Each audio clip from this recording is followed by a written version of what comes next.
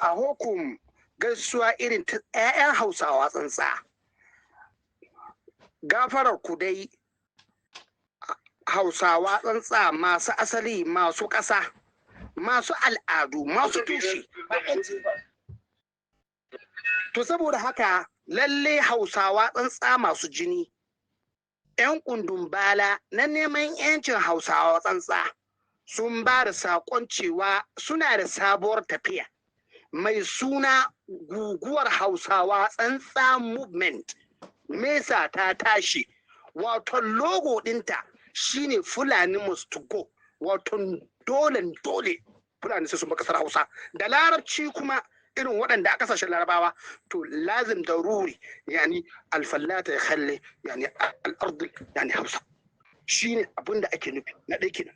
Sa'annan saƙo na biyu da suka faɗa mana cewa suka duk inda Bahaushe yake suna gayyatarsa, suna kiransa, suna masa da'awa na cewa lallai an buga ganga ta neman 'yancin Hausawa na duniya gaba ɗaya karanka ta kaf duk inda kake lalle an buga ganga, su sun buga ganga, matasa masu jini a jiki waɗanda 'yan kundin bala ne ko dai a mutu ko a yi rai na cewa sun buga ganga ta neman 'yanci.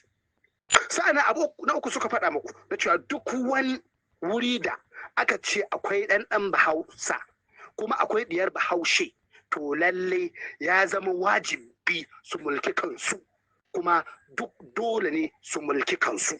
Wannan tafiyar ba munafinci, ba siyasa, ba neman kuɗi a cikin ta, kawai abin da a ciki shine na neman kawai 'yancin Hausawa tsantsa.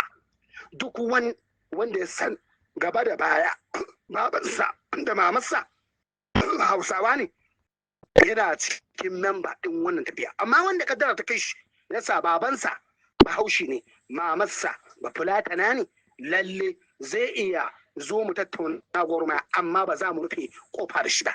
Wanda kaddara ta sa kuma wato mamarsa Bahausa ce, babansa Fulatani ne, to ya sani cewa bai shine magana.